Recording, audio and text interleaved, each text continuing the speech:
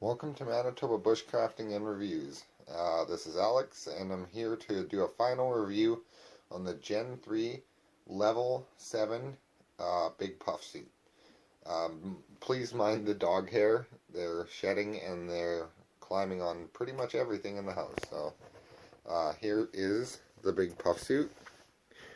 It's not looking very puffy at the moment because I just pulled it out of my pack and it's been sitting compressed for a while. So in my climate, and this is going strictly on my climate, this big puff suit is pretty much only good for pajamas in the winter when you're going to bed in your bivvy or your sleeping bag. Or I wouldn't use it on its own. I'd use a sleeping bag with a bivvy and then this as your pajamas and then a base layer. Or if you do want to use this outside of sleeping, wear this and then wear the level 7 Gore-Tex, and that will stop the wind from penetrating the actual big puff suit because it's not very wind resistant. The pants I got brand new. The jacket I bought off of eBay, and I noticed there was a couple cold spots in the jacket, just in the arms and stuff like that. The hood isn't as insulated as I thought when I purchased it, so take that into account too, that the hood isn't very insulated. But yeah, I'll do a run over of the features just in case you guys have forgot since my last video on these, and then I'm going to put it on and I'll show you what it looks like on you. So let's start with the pants here. The pants on each side have a full leg zipper all the way down. It's two-way zipper. It has Velcro adjustment tabs here. I'm not going to pull on them because I can't with one hand. The Velcro is really secure on this piece of kit. It features a fly. I might have these backwards. Here, let's just see. Yeah, there we go. They're laying backwards. It's got Velcro here for the fly, and then the fly is inside. Once again, I can't pull the Velcro with one hand. It's got elastic and Velcro cuffs on the pant legs, and the pants themselves are pretty heavy. Like, they got some weight to them, whereas the jacket, it isn't as heavy as I thought it was going to be. It has Velcro here for your rank, your name tag, all that stuff.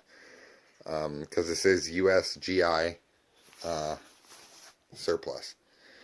A little feather from my down sleeping bag on there. Reinforced elbows on the jacket. Interior pockets. Big mesh ones. Here, I'm going to just undo this so I can show you. Sorry. I guess I should invest in a tripod one of these days. Yeah, see right here? They're elastic at the top. And then they're pretty deep mesh pockets. I think you could fit an MRE in each one, or you could store your hand or foot warmers in there. Other than that, it's got a really deep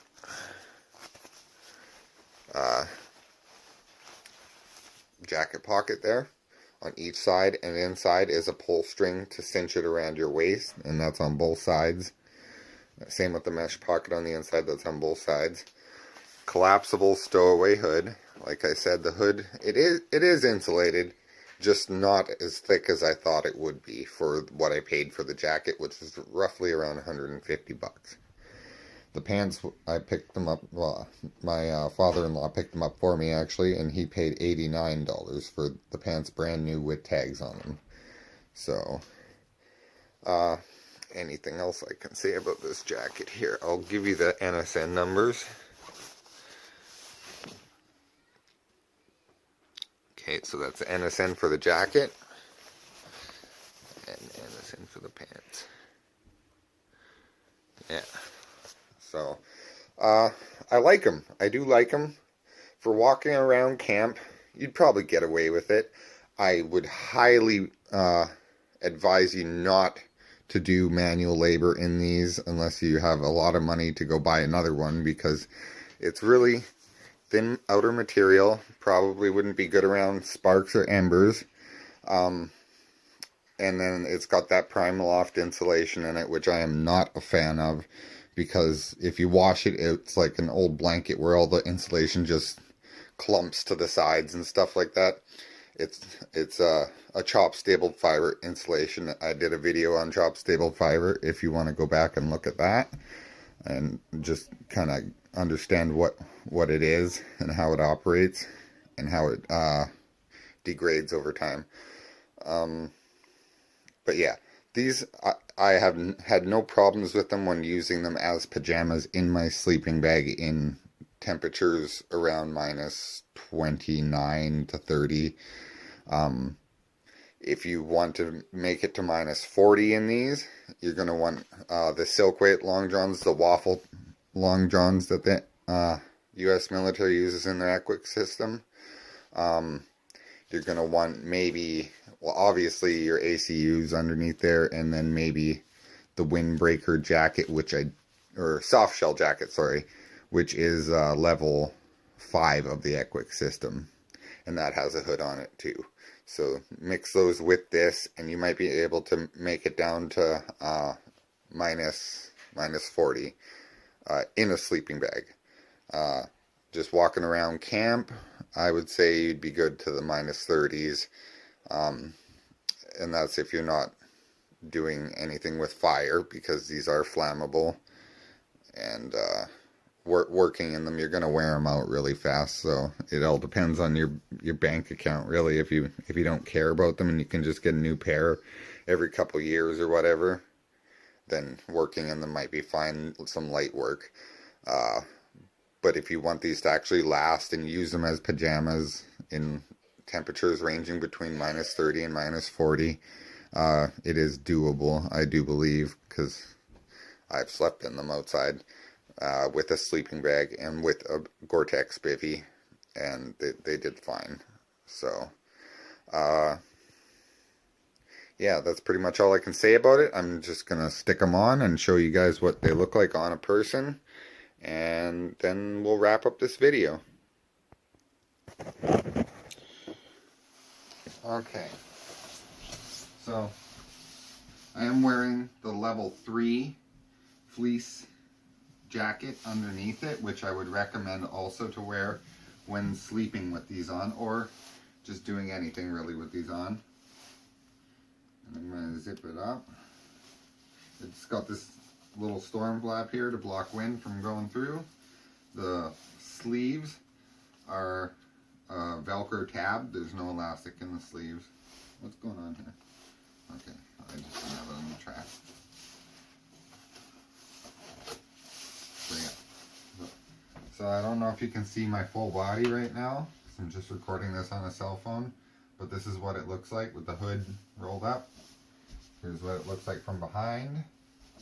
Here's what it looks like from the side. And as you can see, there is some loft to it. I'm not saying they don't work. It's just in my climate, they don't work, because we've been averaging around minus 37 to minus 45 for the last couple weeks here. And even nights where it hit minus 50. So where these were designed for was in the States, probably, or for use in like Afghanistan and stuff, where it gets cold, but it doesn't get like really, really Arctic cold.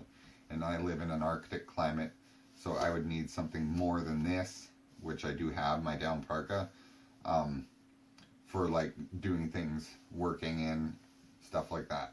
This is strictly for sleeping in the environment that I live in, because yeah, it can drop down really cold at night, and sometimes this might not even be enough. Say I was out and it hit minus 40 with the wind chill.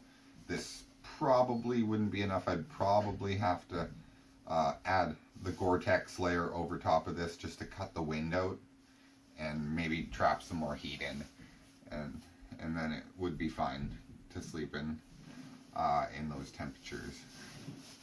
But this is it. If I've missed any features, shoot me a comment. like, share, subscribe for more military surplus videos. I'm once again trying to get some new stuff in.